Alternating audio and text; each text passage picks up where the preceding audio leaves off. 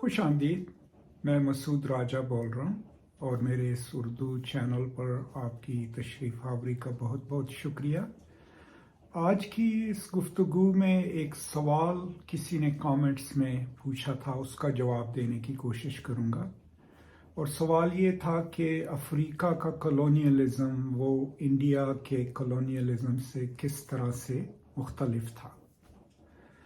تو سب سے پہلے تو افریقہ جو ہے ایک بہت بڑا بر اعظم ہے، تو اس میں مختلف علاقوں میں مختلف ملک ہیں ابھی، لیکن جو مختلف آبادیاں کالونائز ہوئیں تو ظاہر ہے ہر آبادی کا کلچر مختلف ہے، تو وہ اس لحاظ سے مختلف ہوں گے. پھر یہ بھی فرق آ جاتا ہے کہ وہ فرینچ کالونی تھے، اٹالین کالونی تھے یا برٹش کالونی تھے، وہ تفرق بھی آ جاتا ہے. لیکن ایبسٹریکٹ لیول پہ سب سے بڑا فرق جو انڈیا میں اور لیٹس سے کینیا یا نائجیریا کی کالونائزیشن میں تھا، وہ سمجھ آتا ہے اگر آپ انگوگی تھیانگو کی کتاب پڑھیں، کالونائزنگ دا مائنڈ. اب اس کتاب میں اور بہت سی باتوں کی وضاحت کرنے کے ساتھ ساتھ انگوگی اس چیز کا بھی ذکر کرتا ہے کہ زیادہ تر جو افریقہ کے کلچر تھے جو کینیا میں یا نائجیریا میں، وہ زبانی کلچر تھے، اورل کلچر. تو اب میں اس میں کیا ہوتا تھا کہ وہ زبان جو ہے وہ آپ کو شناخت دیتی تھی، آپ کو ایک دوسرے سے بات چیت کرنے کا ذریعہ دیتی تھی، لیکن اس کا سب سے اہم کام یہ تھا کہ وہ ایک نسل سے دوسری نسل تک، ایک جنریشن سے دوسری جنریشن تک جو کلچر کا علم ہوتا تھا، اس کی جو کہانیاں، اس کی تاریخ، اس کی ہسٹری، وہ نیکسٹ جنریشن کو پاس کر دی جاتی تھی. اور وہ کیونکہ لکھائی نہیں تھی، اسکرپٹ ڈیولپ نہیں ہوا تھا، تو وہ اورل ٹریڈیشن تھی. اب جب اورل ٹریڈیشن میں کالونائزیشن آ جاتی ہے تو ایک دو جنریشنز میں وہ سائیکل جو ہے وہ تباہ ہو جاتا ہے، کیونکہ اس کو آپ نے ریپلیس کر دیا کلونیل ایجوکیشن کے ساتھ. تو جب لوگ اپنی زبان کو بھول جائیں گے یا اپنے کلچر کو بھول جائیں گے، ان میں وہ لوگ جو ہیں وہ آہستہ آہستہ گزر جائیں گے جن کے پاس کلچر کا علم تھا، جن کے پاس کہانیاں تھیں، جن کے پاس ہسٹری کا علم تھا، تو وہ علم تباہ ہو جاتا ہے اور ریپلیس ہو جاتا ہے کلونیل ہسٹری کے ساتھ، کلونیل نالجز کے ساتھ. اس لیے انگوگی تھیانگو 1980 کے بعد سے اس نے کہا کہ میں اب انگریزی میں نہیں لکھوں گا تاکہ ہماری اپنی زبان میں ادب ہو، تاکہ لوگ اس کو اپنی زبان میں پڑھ سکیں. یہ اس کا مشن ہے. تو اب اس سے ایک چیز یہ سمجھ آئی کہ نہ صرف یہ کہ کلونیل تعلیمی نظام جو ہے وہ نئی زبان کو نافذ کرتا ہے، بلکہ اس زبان کے ساتھ ساتھ یہ بھی انگوگی خود ہی ایکسپلین کرتا ہے کہ جب بچے اسکول جاتے تھے کسی چھوٹے سے گاؤں سے، تو وہ صرف یہ نہیں سیکھ رہے تھے کہ میں انگریزی پڑھ رہا ہوں، بلکہ وہ یہ بھی ساتھ ساتھ انٹرنلائز کر رہے تھے کہ انگریزی جو ہے وہ بہتر زبان ہے، وہ پاورفل زبان ہے. اور اس کے ساتھ ساتھ کیونکہ اسکول میں ان کو اپنی علاقائی زبانیں بولنے کے اوپر سزا دی جاتی تھی، تو وہ یہ چیز بھی ان کی اندرونی شخصیت کا حصہ بن جاتی تھی کہ ہماری اپنی زبانیں کم تر ہیں، ان کا بولنا معیوب ہے. تو اس طرح لسانیاتی طور پہ اور معاشرتی طور پہ زیادہ تر افریقہ کے، ویسٹ افریقہ خاص کر کے جو کلچرز ہیں جن میں لکھائی نہیں تھی، حروف نہیں تھے، کتابیں علاقائی زبانوں میں نہیں لکھی جاتی تھی، تو آہستہ آہستہ ان کا اپنے کلچر کے ساتھ رابطہ منقطع ہو جاتا ہے، کیونکہ زبانی ایک دو جنریشنز کے بعد ان کی تاریخ، ان کی سٹوریاں اگلی جنریشنز تک نہیں پہنچتی. تو وہاں آپ چنویزو اور انگوگی تھیانگو یہ وہ لوگ ہیں جو اس کوشش میں مصروف ہیں کہ اپنی تاریخ، اپنی ہسٹری کو ریٹریو کر کے علاقائی زبانوں میں ادب لکھیں، تاریخ لکھیں، کہانیاں لکھیں. اب ہندوستان میں یہ مختلف اس لیے تھا کہ جب انگریز یہاں پہ آئے تو یہاں پہلے سے بہت ساری اسٹیبلش زبانیں تھیں، ٹھیک ہے نا، اردو، ہندی، تامل، तेलुगु, फारसी, उनमें उनके अपने अपने अदब थे, लिखने वाले थे, नक़ाद थे, शायर थे।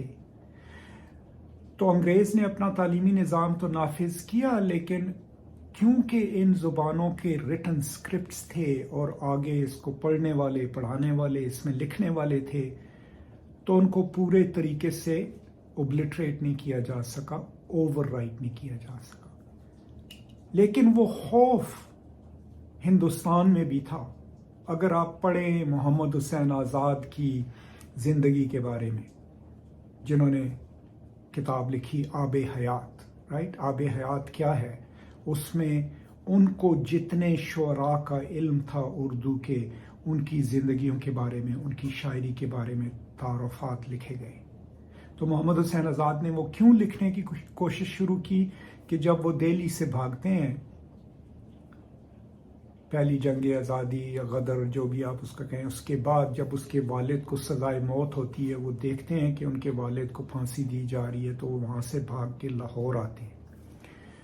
अब वो क्योंकि लिखने वाले अदीब हैं, शायर भी हैं, तो उन्होंने ये कहा कि यार अगर ये हमारा अब बादशाह भी नहीं रहा और फिर हुकूमत भी अंग्रेज़ की हो गई, तो जो हमारा निज़ाम था अदब का, वो पैट्रोनाज पे चलता था कि आप एक नवाब के शायर हैं, आपको ये नवाब सपोर्ट कर रहा है, आपको बादशाह सपोर्ट कर रहा है, ठीक है ना।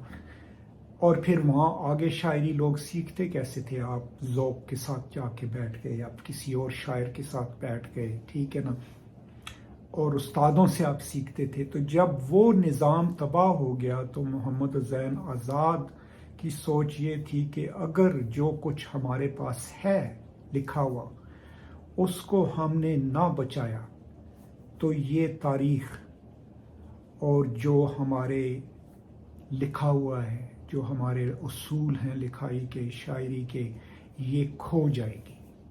तो इसलिए उन्होंने आब हयात लिखी, ताकि लिखा हुआ मौजूद हो कि ये उर्दू शायरी है, यहाँ से शुरू हुई, ये फ़लाँ शायर थे, ये फ़लाँ शायर थे। तो वो ख़तरा यहाँ पे भी था हिंदुस्तान में, लेकिन कम था, इसलिए कि जो लोकल रिटन लैंग्वेज थी वो हाईली डेवलप्ड थी और उसमें काम करने वाले बहुत से थे।